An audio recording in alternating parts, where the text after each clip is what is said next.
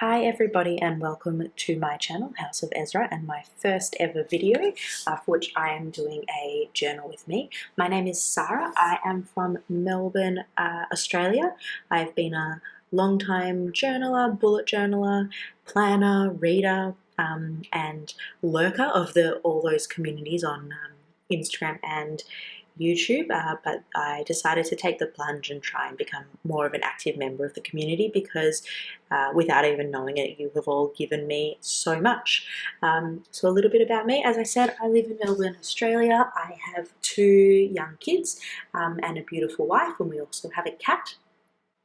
I work in social welfare, but I'm currently on maternity leave, which is probably a good segue into how I came up with the House of Ezra as my name for the channel. So I chose house because, as I said before, I guess I'm a lover of a lot of things, and I felt like house just kind of encompassed all of that. And Ezra is the name of my little baby boy. I do have two kids, but my little baby, who's 5 months old, basically would never sleep unless on me or nursing. So he is now 5.5 months old, and for the first 4.5 months of his life, I basically didn't get to sleep. So I spent many hours with all of you watching planning videos and journaling videos and learning about fountain pens and inks and looking at people's hauls, and it kept me sane through some very, very long nights. Ezzy and I recently went to Sleep School, which is an amazing service that's available here in Melbourne, and I now have a even happier and gorgeous baby boy who is doing really well with his sleep and feeding. So I have just a little bit more time on my hands, and I thought I'd just name it after him because he really is my link to this community.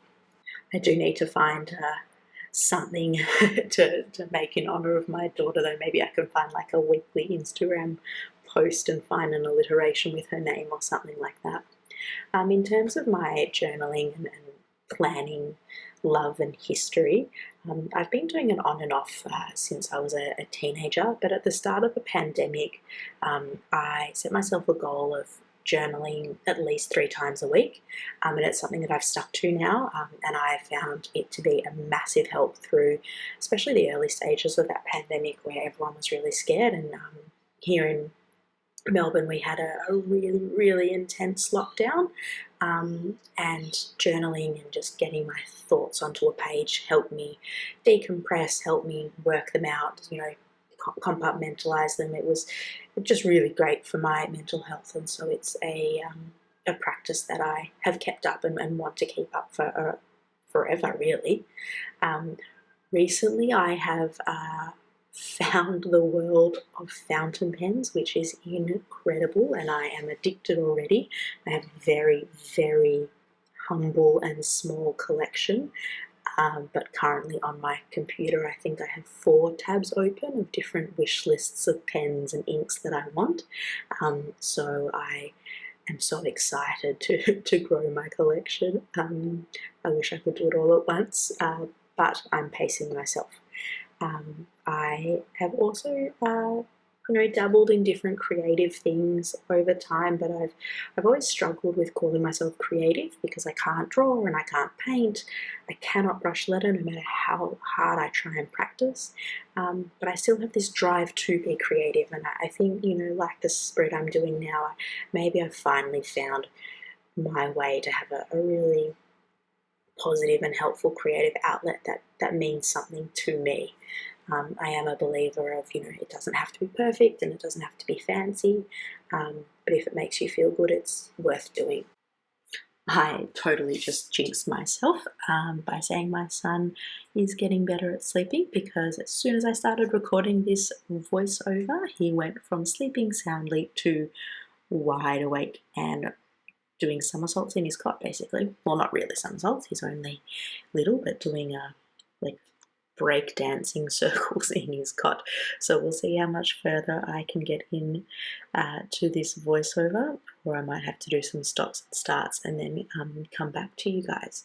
So in terms of fountain pens, I have to say I recently just got the Kaweco Sport. I got a green one in fine nib, and I am absolutely loving that pen. I think I have quite small hands, so something I think about the pocket pen works for me because I quite like using it posted, where I found some other pens, if I post them, it really does feel quite back heavy in my hand.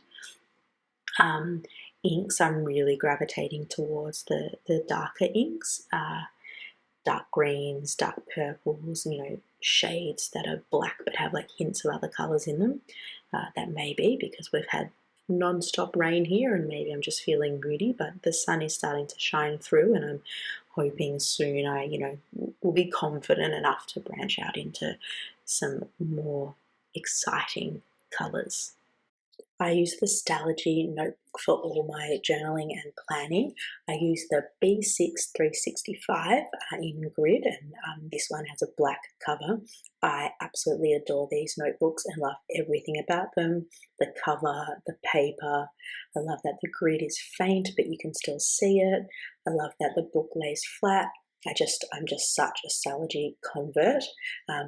I have used the half year before, but I found I just burnt through it way too fast. So from a price point of view, it just made more sense to go with the 365. And I have to say, once you finish a notebook, seeing that it gets a bit more chunky, I don't know, something just feels really good about it. Is anyone else a Stalogy lover? Please let me know in the comments below. I just think they're such a fantastic notebook. So I can see here in the journal spread, I messed up the sticker and I ripped a bit of colour off it. So I do spend some time just trying to figure out how to make it work. I try really hard when mistakes happen to still just kind of go with them and continue with the spread because, it adds character, I guess.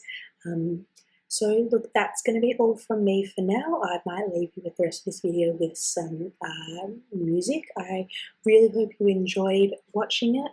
Please let me know in the comments below any tips for future videos, any other things you want to see. If you could also hit the subscribe button and follow me on Instagram at house_of_Ezra. I can't wait to chat with you guys soon. See ya.